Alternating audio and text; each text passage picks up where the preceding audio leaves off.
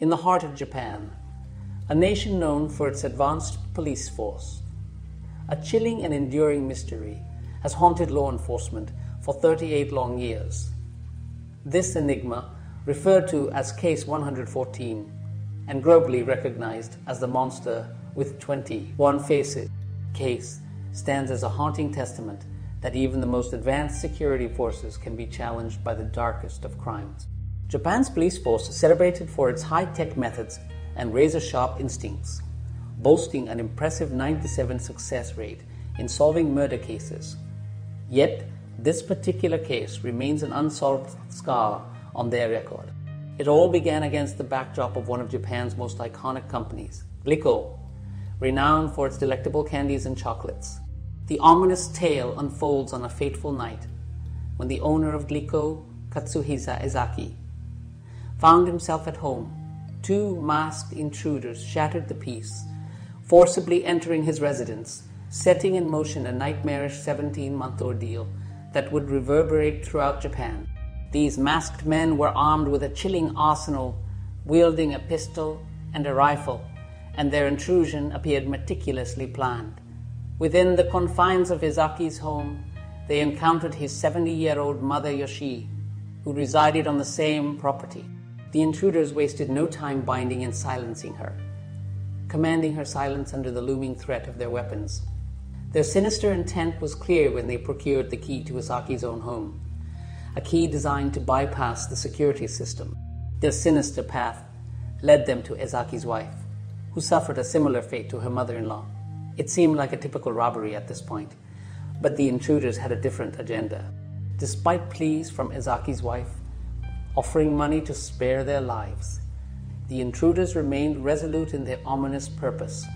Their true intentions remained shrouded in mystery as they sealed their victims' mouths with tape, continuing their terrifying rampage.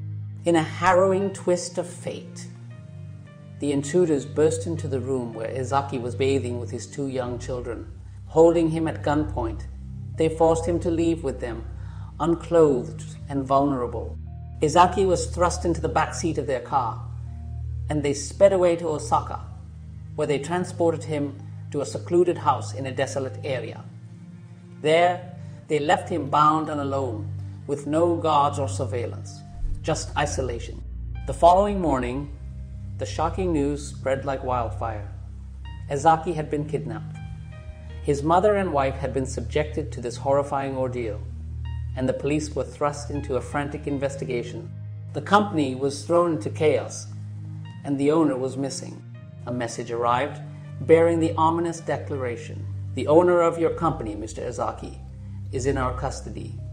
It was a ransom demand, a staggering 1 billion yen and 100 kilograms of gold, equivalent to around $9 million, to be paid by March 21st. The deadline loomed, and Ezaki's life hung in the balance.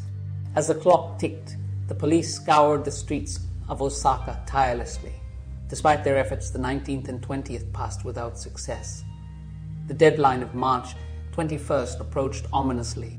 But in a twist of fate, Ezaki managed to free himself on the night of the 21st, escaping from the desolate place where he had been held captive.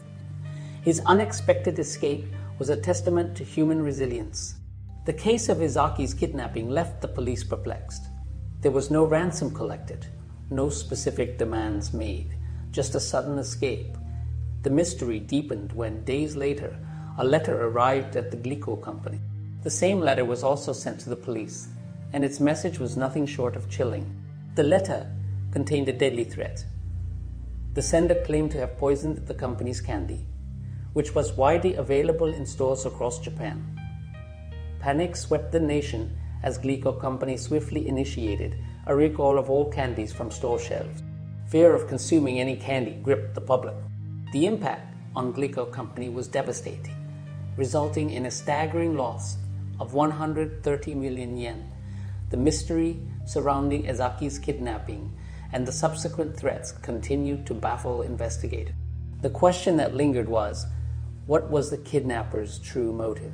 In a chilling twist, a letter arrived at Morinaga Company, another renowned candy manufacturer, The sender, identifying as the monster with 21 faces, threatened to ruin the company unless a ransom of 200 million yen was paid. The letter demanded the company's decision to be announced in newspapers by a specified date. The monster's reign of terror had left candy companies in turmoil for 17 months. Despite the threats and the kidnapping, no one had been poisoned. The police had interrogated approximately 125,000 people and explored every possible lead, from Yakuza to North Koreans. Hundreds were detained and some subjected to torture, all in vain. In August 1985, a senior police officer, Shoji Yamamoto, deeply involved in the case, tragically took his own life under the immense pressure and humiliation faced by the Japanese police. His death highlighted the strain imposed by the elusive gang, the monster with 21 faces. Shortly after Shoji's death, the gang sent another letter mocking his demise. They declared they would cease tormenting food companies, and any future actions under their name would be imitators. The reign of terror seemingly ended in August 1985, leaving a haunting reminder of the power of a single letter. Despite the threats and upheaval, no one had been poisoned by this elusive gang. The mystery of Case 114, the monster with 21 faces, remains unsolved to this day, a dark chapter in Japan's history that continues to haunt the nation. The identity of the culprits, now 38 years since the crimes, remains shrouded in secrecy as they are immune from prosecution under Japanese law due to the passage of time. The story serves as a chilling reminder that some mysteries may never be unraveled, and the monsters with 21 faces may forever elude justice.